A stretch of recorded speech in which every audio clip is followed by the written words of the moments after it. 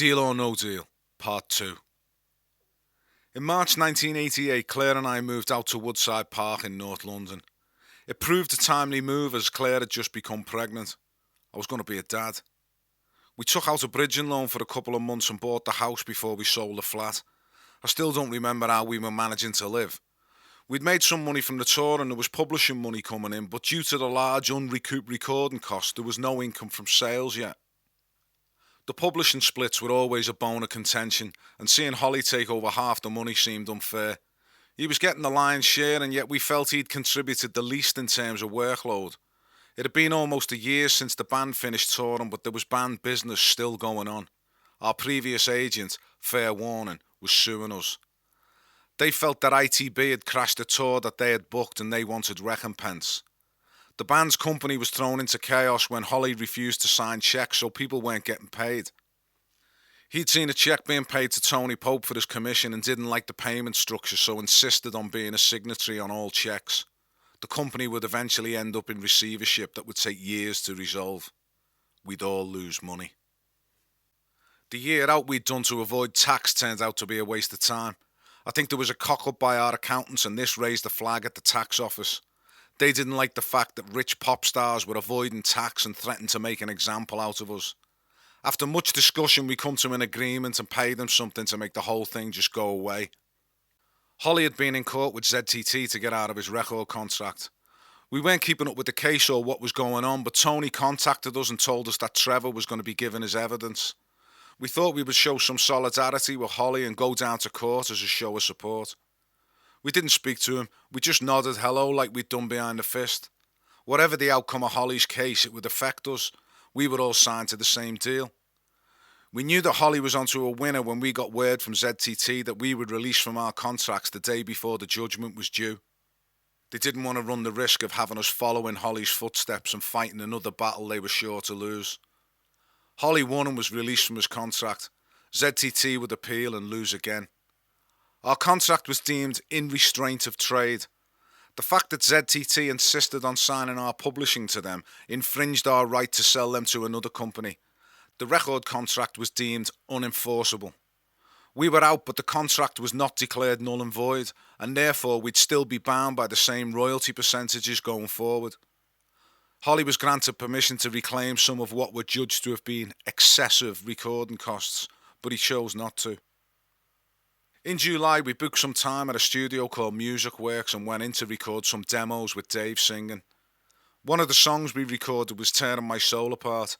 It was catchy and had potential to be a single. We recorded about 4 tunes in total, I think, and Tony played them to a few labels. London Records were interested. They're keen to sign us, but are not convinced about Dave. They think he's too old. We make a decision, maybe a little out of desperation, and sack Dave. I think that London were the only label showing any interest at all, so we were a little cornered. I'd remained in touch with Grant, who'd been pursuing his own career with The Promise since they'd toured with us, and heard his project had fizzled out. He was at a loose end, we all liked him and he could sing. We wrote some more tunes and London put us into the studio to do some demos. We went into Maison Rouge Studios in Chelsea and recorded a version of Tearing My Soul Apart again, but with Grant singing, and recorded a couple of other tracks including England in the Rain. I was in the studio but my mind was elsewhere. Claire had given birth to a little girl. Lois Jane was 2 weeks late but eventually decided to show up on the 3rd of December. What a fantastic early Christmas present. In light of the news we'd been given by the doctors about having children, we were delighted when she arrived. Claire had suffered a miscarriage before becoming pregnant and had been strictly monitored during her pregnancy with Lois. To see her come into this world was totally amazing, and my life would be different from now on. I had this beautiful little creature to look after. After Christmas, London Records threw more money at us and put us in the studio again to record more demos. The record labels had huge A&R budgets in those days, and London must have spent about 20 grand on demos and still couldn't decide whether to shit or get off the pot. The songs we recorded were pretty mental, mad arrangements and epic soundscapes. It's no wonder Grant was a little intimidated by it. London had heard enough to convince them, but they wanted additional insurance. They wanted us to use the name. We didn't want to use the name. This stuff doesn't sound like Frankie. Why should we call it Frankie? London was the only label interested, and they say it's a deal breaker. No name, no deal. This puts us in an awkward position. We didn't really like the idea of the record company wielding that much power, but we needed to get back in the game. We were being offered a decent deal, and were desperate to get on, so we reluctantly agreed to consider using the name.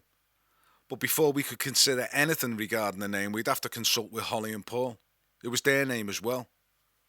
Paul gave his blessing, so we contacted Holly via his lawyer. The lawyer came back with an offer from Holly. He wanted 5% of the royalties. It was only a 15% deal, so it would mean he'd be getting twice as much as each individual in the band. We couldn't believe it. Initially we called him everything, but realised he'd got us by the bollocks. We really need to do this deal, so we reluctantly agree.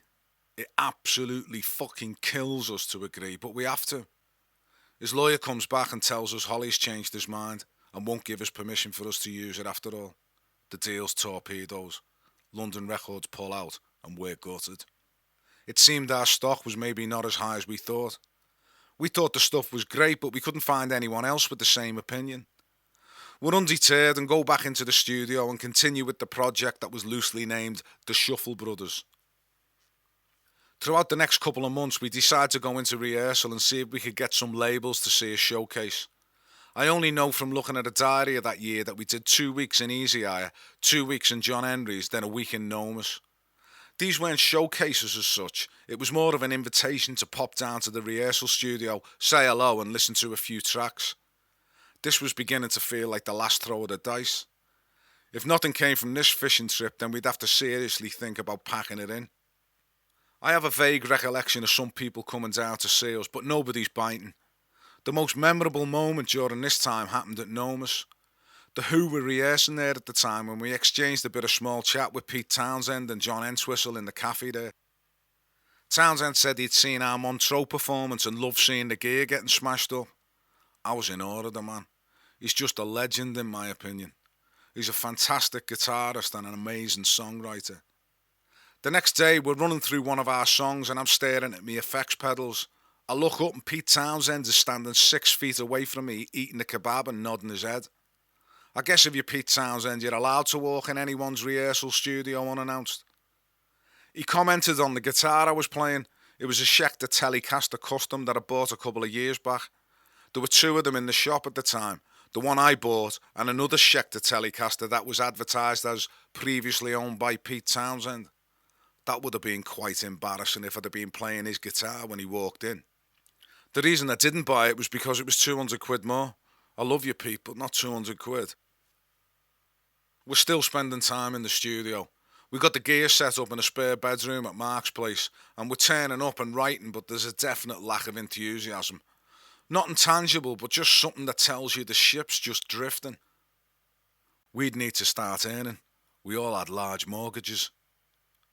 I don't remember what was said or how the decision came about, but we decided to jack it in. We'd spent over 2 years trying to secure another deal and felt we'd given it a good go. We didn't fall out. We just decided over a cup of tea one afternoon in Mark's house. Tony had been asking us to make a decision and had explained that without interest in the band, we'd have to decide what our next step would be. We decided our steps would be in different directions. It didn't end in an argument or with raised voices. There'd be plenty of time for that in the following years. Grant and I decided we'd carry on working together. I'd converted an integral garage at my house into a little studio and we would carry on writing.